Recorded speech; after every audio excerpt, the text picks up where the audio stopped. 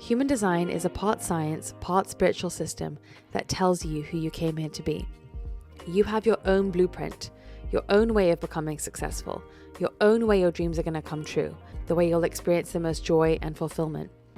The instruction manual for how to move through the world is custom to you.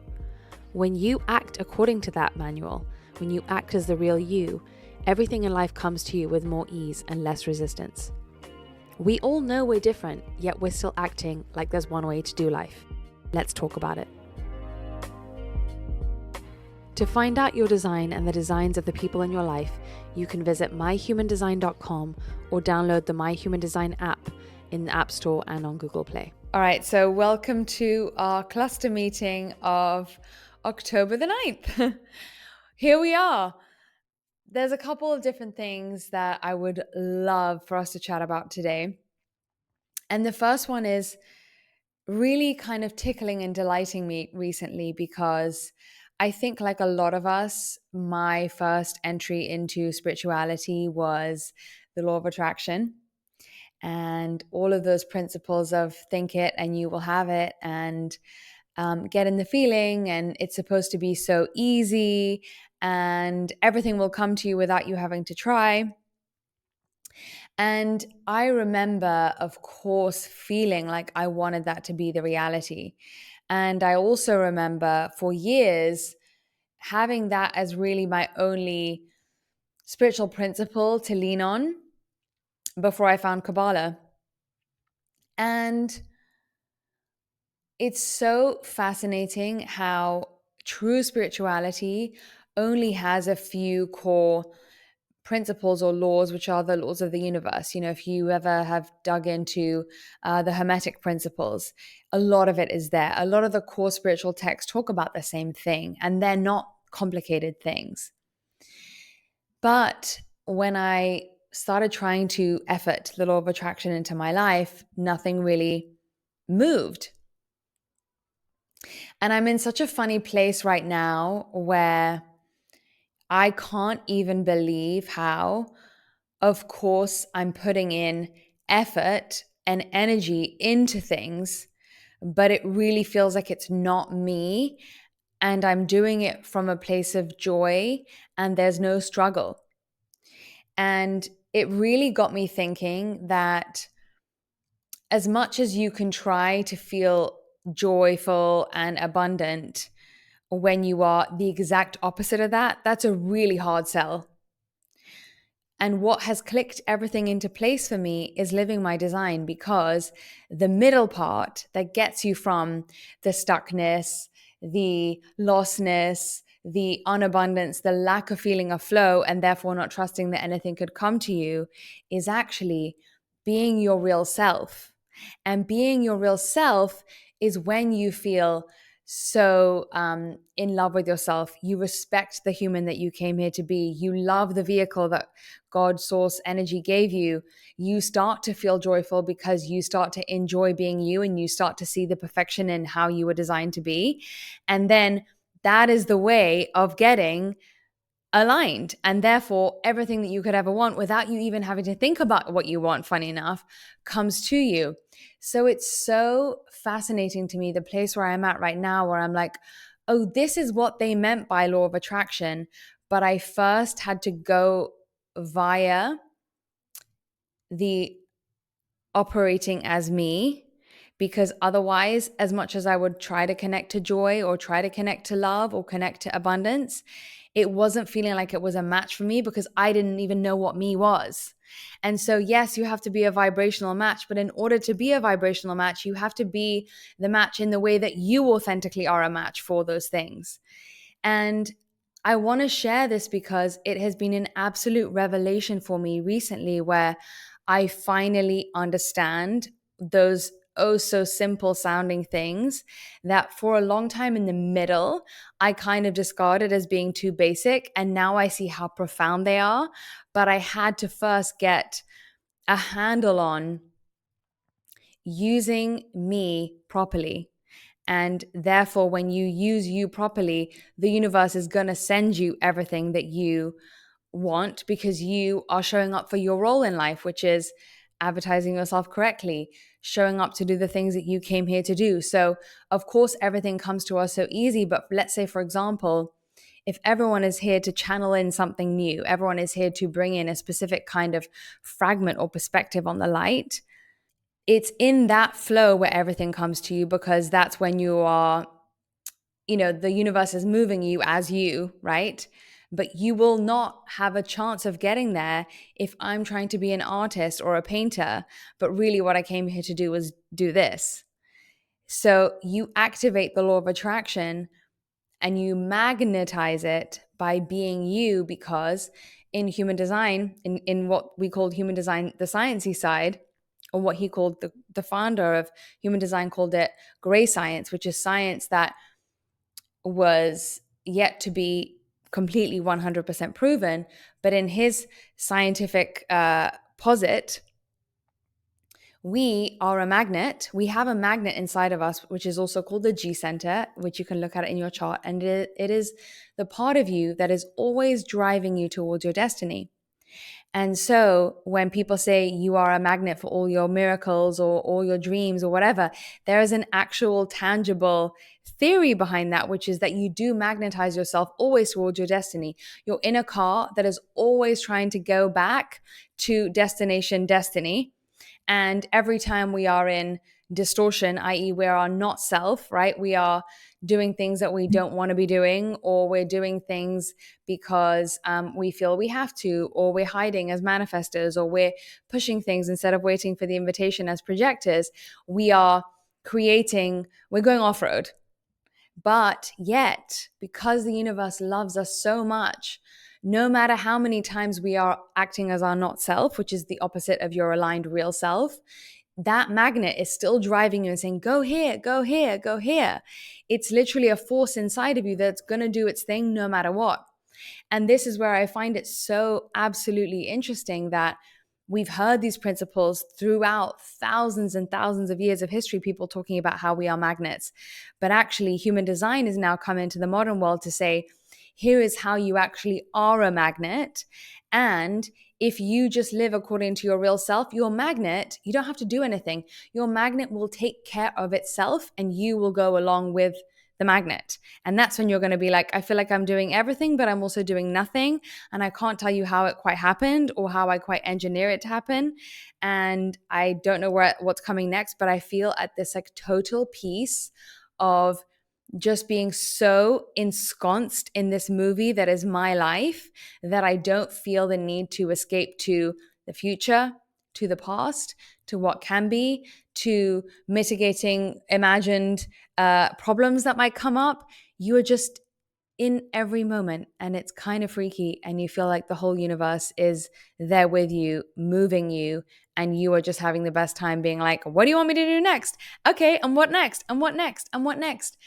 And you say the right things and you think the right things, and you don't feel magnetic or like a magnet because you're special. You don't feel like you have the law of attraction because with your brain you figured out the law of attraction and therefore you're going to become the expert and tell everyone else how it works. You don't even know how it's working is what it is. And you and I have spoken about this before, Taylor, where sometimes you'll have such aligned moments that you feel like you know it's already happened, and therefore you're just then, after you feel like it's already happened, you're just living out the exact same way that you knew it would happen. That's really the place where we want to get to, not where we feel so far behind and we're wishing and we're wishing and we're imagining and we're imagining, even though that is also such a positive on-ramp and it does work for some people. But the universe is going to chase you to make the things you want happen when you've got something that it really wants, which is a person who is aligned and a person who is placing themselves in the right funnel for the channeling that's meant to come through you to actually come through you. If you're over there in the green lane and you're supposed to get in blue, the green lane is always going to be effort because you're going to try to download what being an artist is, whereas you're going to zhush into another level, into another lane, and it's going to be like, oh, it's a free-flowing stream. That's another thing they talk about. It's a free-flowing stream over here for you, but it's not this big, wide motorway that everyone has to get into. There are specific streams that are yours, and you have to make things easier, or you can make things easier for yourself when you get in your stream, right? So I think this is such a promising evolving of that those principles that are so beautiful and so true, where I think we maybe misunderstood that there's this one ever flowing stream of well-being, without maybe thinking that, oh, there are fractals of this stream, and me and my soul and my incarnations come from a specific fractal. Again, this is a human design science thing. We all come from a specific fractal where we are here to share a specific role in this life. And if you get in the stream that is the match for you, right, then that's when the universe conspires to help you in your favor, and you feel like you're doing nothing but doing everything, and you are working, quote unquote, i.e., you are doing things, you are taking action, but never from a place where you feel like it's difficult, ever, ever, ever. I'm interested to talk a little bit more about this stream that we can access, because I imagining my, younger 20-year-old self, which we always like to do, because those versions of ourselves always felt like we were hearing the principles, but I didn't understand the why behind the principles. I was like, why? Where are you getting this from? Please explain to me why. So I want to talk about this stream, because I think it's so fascinating that, yes, there's like very tangible, unique, specific streams of, what would you call it? Essence, gifts, purposes. Gifts, purposes that we can tap into. Mm-hmm. And when you look at a chart, you have all this color and definition in your chart. And stop me if I'm misrepresenting it. And so if you look at all that color and definition, the color in your chart is going to be so unique to someone else's. It's almost like that's the stuff that you have access to, right? Mm-hmm. Those are the streams, the potentials that you have access to tapping into energetically. And the reason why it's not just that, if we had almost everything in our chart the same, we would still have a different lane to be in, Mm-hmm. because there's even a 0.0001% difference in our charts. So I can see a 0.001% or feel or take in or pick up on a 0.001% of the light, the essence of what wants to come into life, that wants to come into form via me. I'm the only vehicle that can access that exact specific stream of the light that can bring it into form. Mm-hmm. Is that Yes. what you're saying when you say that? Absolutely. And I also want to preface that and add to that by saying that what you do with that stream and that essence that is only yours doesn't necessarily mean that you have to make curtains for the rest of your life. You could apply it to potentially so many different things.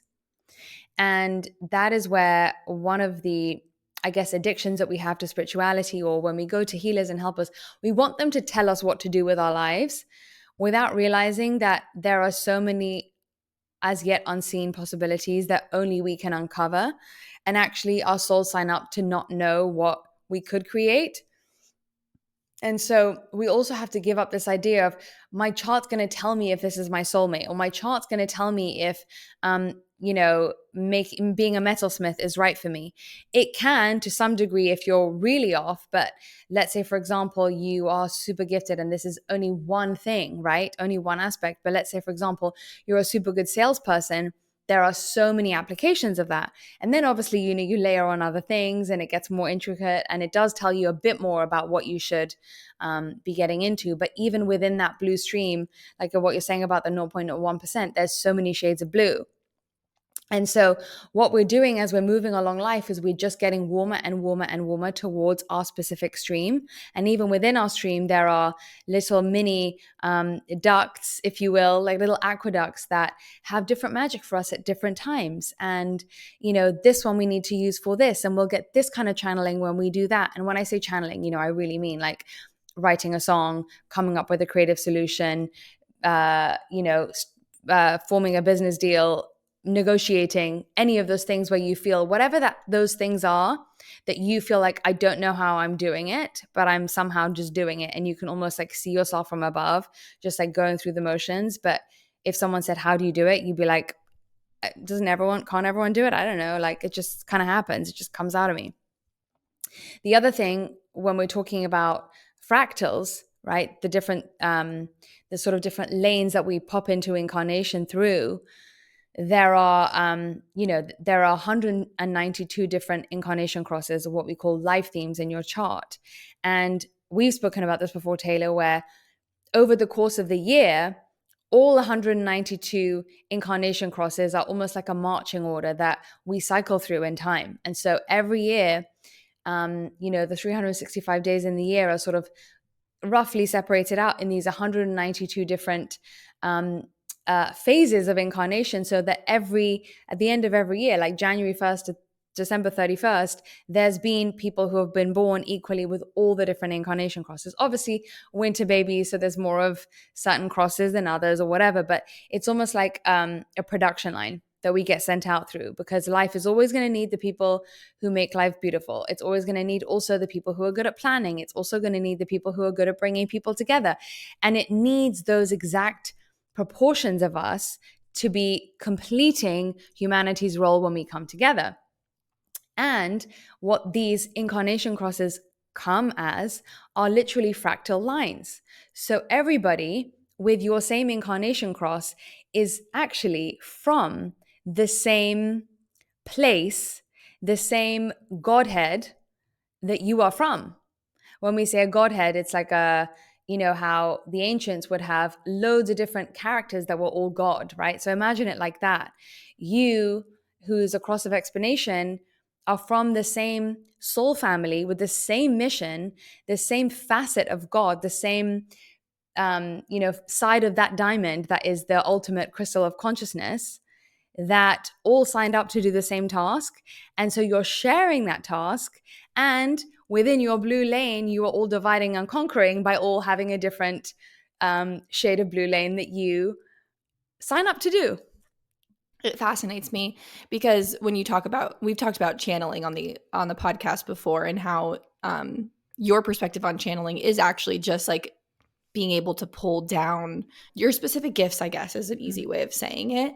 The other thing I want to ask you about is, it's possible too that it's hard to know what to do with our lane because there's so many options now. I'm thinking as you're talking about, back when we were tribal and a woman was born, okay, and there's only so many options for what roles that they could play in the tribe, because those are the only options of what we really needed as humanity. But we were still fractions of the light. We still had our different things to apply to those different options. But throughout her life, she would have played different roles within the tribe, but she would have brought her specific way of doing those things to each of those roles. We're the same now. We just have so many options that it's almost throwing us off a little bit, and thinking, like you said, that we have to find the one thing. No, you don't need to find the one thing. You just need to get in your lane. Mm-hmm. And that is you doing your thing. Like, just look around you. How do I look at my chart and apply the things that I got gifted, the way that I'm meant to express in the world? How do I apply that to something that I can see from this current vantage point? That's you getting into the blue lane. 100%. And it's funny that you talk about tribal people, because something that really helped me was Minesh, who was my teacher, almost made me look at it like, oh, we still are doing very basic things. They have slightly more complex costumes now, right? But if you think of your incarnation cross and look at your incarnation cross in the description of it in the app, but if you look at your incarnation cross and make it so basic and rudimentary, like, oh, if your right angle cross of planning, well, there's a few different plannings, but if you learn what your planning is, and if it literally is about bringing people together, then you can think of yourself back in the day, you would have been the one who was in charge of bringing people together, making sure they sat around the campfire, making sure that, and yes, that sounds basic, but ultimately these things are extremely important, because in order for the tribe to still be bonded, we still had to have regular get togethers. We had to feel like we are close to each other. We had to reaffirm that we have the same goals. We have the same meanings. We have the same endeavors. We care about the same stuff, right? So, for example, my sister, who's cross of planning, she's always on, well, right now she's filming a TV show. And she is a cross of planning and she's a manifester, right? And I say to her all the time, and it's become so obvious to me because of how deep she is in living her design, that yes, she's showing up on paper to do the acting, but also she is the one in that whole crew that most of her energy and what she's putting energy into is getting everyone on the same page, getting everyone feeling good, right? So if something is out of whack, she's the one who's kind of bringing the harmony back, right? Bringing the balance back and restoring that with how much that's what she puts her energy into. And so something as simple as that seems like, oh, well, I'm just going to, where am I going to plan things? It's like, no, you can just do it wherever you're excited to do it. Because yes, maybe in the tribe days, there was one who was excited to do it around the campfire. Then there would be someone else who was excited to do it on the excursions that people would do when they would go hunting, right? So you needed both. And so actually it really helps. And I love that you brought this up because I think about this all the time with people when we talk about incarnation crosses, but I don't think I've ever shared it before, that it's so basic. Like we need the beauty makers, we need the planners, we need the this and we need the that and so on and so forth. And honestly, we cannot survive if you knock one leg out. And how many people are not showing up as anywhere close to, not even close to this endeavor. And what that does is that creates a world where no one is showing up correctly for the roles that they're showing up as. So we don't even have a fighting chance of creating a world that's full of harmony because if everyone is in the wrong lane of color, like it's so much harder to channel. It's so much harder to feel gifted. It's so much harder to believe in a life of ease and peace. And therefore, what gets created, because what most people are living is not a life of ease and peace, is a physical world that is dominated by that frequency of dis-ease and unease. Therefore, that's also conditioning us who are trying to break out of that and create something different because we look around us and all we see is unease and dis-ease. So we're like, this can't possibly be real. This can't possibly all work that. Is it just me? And this is a big one. Is it just me that deserves to have ease and peace? And therefore I feel guilty. No, you have to decide that you can experiment on yourself. And if you start to create that other example for people, and we all do, then we create a different possibility that other people can start to believe in more. So they won't have to believe as hard as we do, but we have to go first.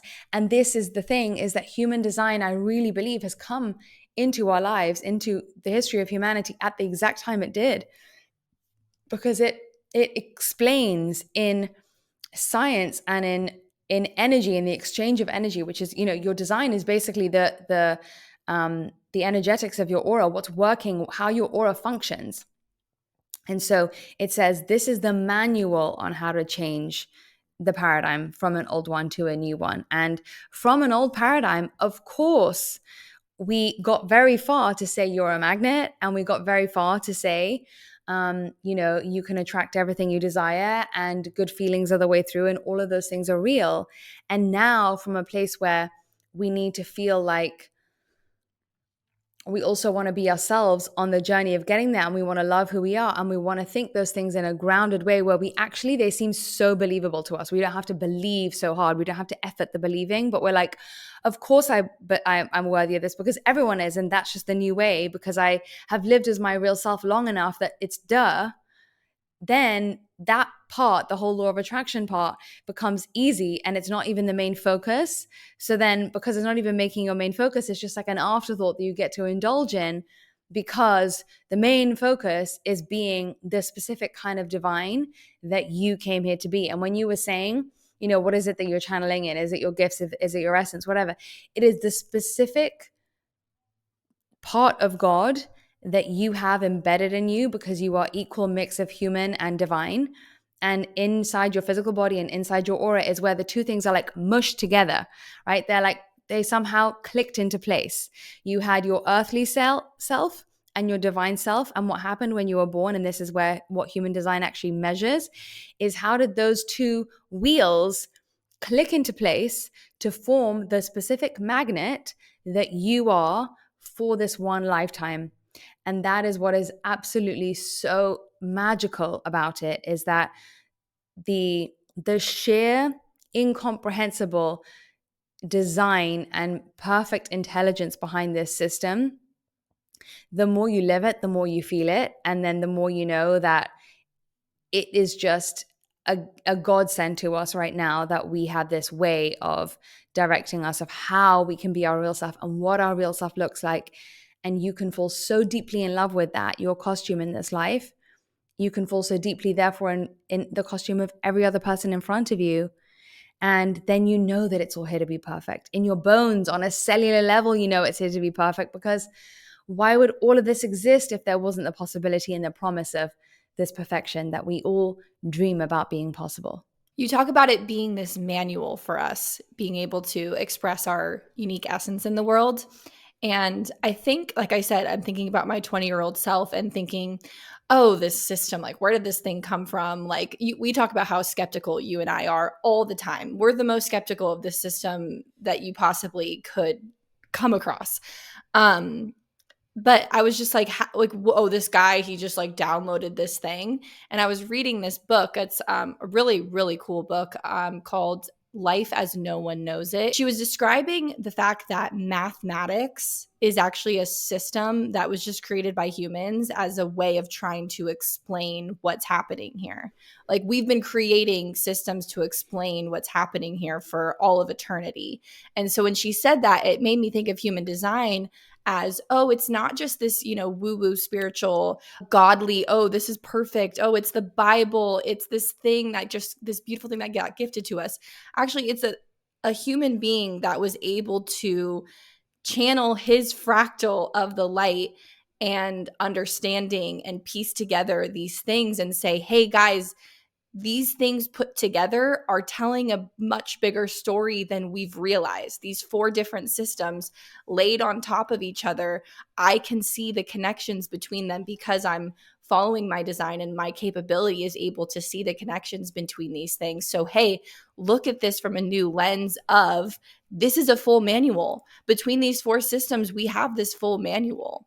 Does that make sense when I say it's not so woo-woo to me when I think about it that way? Yeah, it's not like he just made it up because he was spiritual. And I think there is a difference. It's very important to distinguish that if you are out of alignment and if you are trying to do things out of ego, you can bring down things, but they will be most likely to be things that you will create that are not directly from the direct line that you have from source, right? Like, human design is no more of a woo woo or no more of a basic thing than mathematics or than Dolly Parton writing a song, because that comes from God. And you know the feeling of when you see anything that comes from this otherworldly place, right?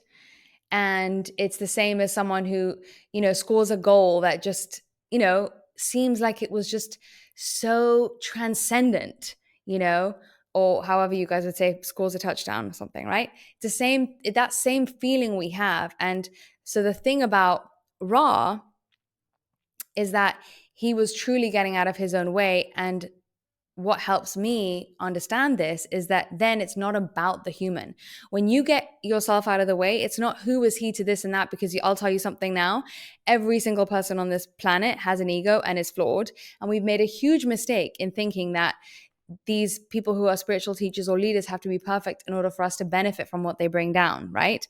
But the question is, are they in their ego and their flaws when they're bringing down the thing they're supposed to bring down, right? You can probably, I'm not giving you the license to, but you can have your foibles and your misbehavior, but to the degree that it interferes with what you bring down, and obviously it always is going to interfere. We should try to be the most excellent kind of human being that we can, right, at all times. But if someone is having an incredible fight with their brother, let's say, and that's not the most high consciousness situation in their lives, but yet they are still showing up as an incredible political leader, we should be able to separate the two. And the other thing is, when you're not making it about you and you are getting yourself out of the way, then the system itself or the gift itself is not about you. It is simply that things also come down to us as a collective element, because things only come to the world when the world is ready for them. So, and of course, there are some people who are staggered, right? So they're ahead of their time, and then people deny them, or people, hung, draw, and quarter them. because they're ahead of their time, but to some degree, it's still moving the needle on life. And so the thing about Ra is that it's not so much about him, it's more about the fact that the world is now ready for a system like that. And in the same way that, for example, astrology was conceived of in many different countries across the world, to the best of our knowledge, they never came together and decided what all the pictures in the sky looked like to them. And yet they all spotted a ram, and they all spotted, the water bearer, and they all spotted the virgin, in Mexico and in Egypt and in India, all uncoordinated, right? So there is an element there. The play between the individual and the collective is that things are only ready when our consciousness has earned them. And that's not to say that human design is better than the things that came previously to lay the groundwork on this law of attraction stuff. It's just to say that in this moment in time, we are more ready to see it from the lens of, I want to be my real self by doing it. I don't just want the house anymore. I want the house, but I want to get the house feeling so delighted that I love who I am, and that I got there in this way that was so rewarding and so in a place of self-love through understanding oneself first, not just blind self-love, So we're in that specific phase in the march of this iteration of the law of attraction, which is one of the big hermetic principles, one of the basic hermetic principles. It evolves, it moves on. We're in phase, whatever now version, how like the computer has different versions in the software upgrade. We're in a different software upgrade where this is the part where we need more nuance, more explanation. We want to dive deeper. We want to integrate it with the authenticity and the true self-compassion and the understanding that everyone is different, and getting so specific on what our version looks like, so we're not all just trying to law of attract the same way. So it's not better, and there will be other things that will get layered on top of our exploration of what the law of attraction is. I'm sure when this gray science of the fact that we have a magnetic monopole within us gets proven, then that's going to be the next software upgrade, right? But there is truth in whenever, truth with a capital T, i.e., the expression of divinity and absolute alignment between the etheric world and the physical world, anytime that someone gets their own stuff out of the way to bring something in that is truly not feeling like it came from them. And we all have that power. And I want to tell you that believing that you don't is not an obstacle to the fact that you will feel it. Just honestly live your strategy and authority every single day, and you will be literally led to a place where you are so shocked that you even believe this kind of stuff without ever having tried to believe it. And what's more, you just, everywhere you look in your life, you can't not see evidence that it is so beyond real. It is literally like entering a different frequency on earth, that even though you're in the same place called earth, you're kind of not there. And it is the most magical thing that I really believe, as we march towards this new paradigm, all of everyone in our cluster is already on our way there, getting glimpses of it, still trying to figure out how we, navigate in between two worlds, but we can already taste it. And I think that's the most promising thing of all.